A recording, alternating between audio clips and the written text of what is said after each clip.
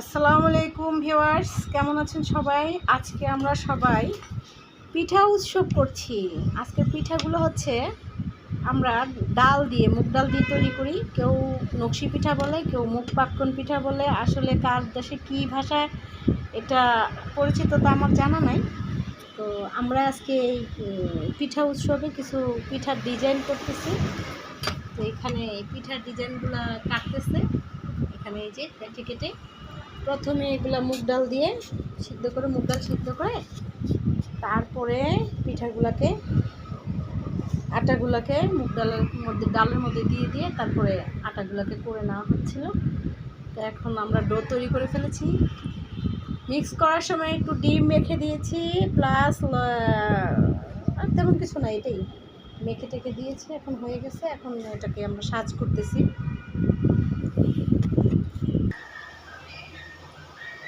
তো এখানে আমরা পিঠা তৈরির পরে পিঠাটাকে এখানে আবার ভেজে নিচ্ছি।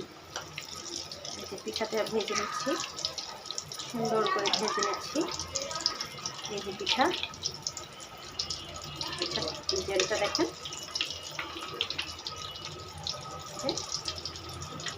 পিঠাটা এখন হয়ে এসেছে, ভাজা হয়ে গেছে। একটু একটু একটু মচমচে করে ভেজে নিয়েছি, একটু একটু সুন্দর করে।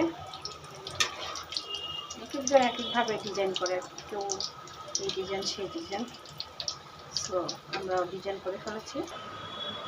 এই যে এখানে আমাদের কিছু পিঠার ডিজাইন অলরেডি হয়ে গেছে নকশি করা। এই যে এখানে নকশি করা কিছু পিঠা হয়ে গেছে ডিজাইন, এখানে কিছু ছোট ছোট ছোট বড় কিছু নকশি।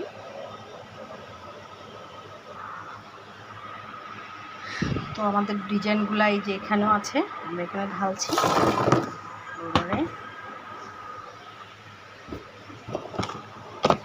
নেয়ার টাইপ, এই যে এখানে অনেক অনেক আইটেমের, অনেক ডিজাইনের পিঠা হয়েছে, বড় ছোট অনেক সাজ। মাশাআল্লাহ, আমার অনেকগুলো পিঠা হয়েছে। পিঠাগুলো আসলে অ্যাকচুয়ালি আমি আমার বোনের বাসায় দেওয়ার জন্য তৈরি করেছি। আমার আম্মু খেতে চেয়েছিল, তাই। আর বাচ্চাদেরও খুব পছন্দ বড় বড় নকশি পিঠা। আশা করি আপনাদের অনেক ভালো লাগবে আমার পিঠাগুলো দেখে। অনেকগুলো পিঠা তৈরি করেছি, আরও কিছু তৈরি হচ্ছে, চুলের উপরে আছে। ওকে, তো গাইজ এখানে কিছু কাঁচা তৈরি হচ্ছে, ওগুলো এখনও তৈরি হচ্ছে। আর ওখানে আমরা কিছু তৈরি শেষ। তো গাইজ সব কিছু মিলিয়ে মাশাআল্লাহ আমাদের সব কিছু সুন্দর হয়েছে। আপনারা ভালো থাকবেন। কিভাবে নতুন নতুন পিঠা বানাইতে হয় আমরা আরও আপনাদেরকে আপডেট দেব ইনশাল্লাহ। তো গাইজ এখানে আমরা আরও কিছু দিয়ে দিচ্ছি, নতুন নতুন পিঠা।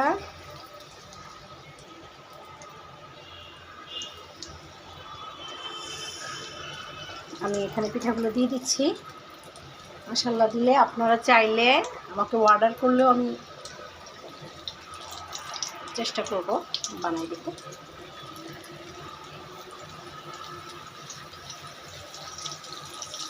কমেন্ট বক্সে কমেন্ট করে জানাবেন আমার পিঠার ডিজাইনটা কেমন হলো, ঠিকঠাক বানাইতে পারলাম কি না।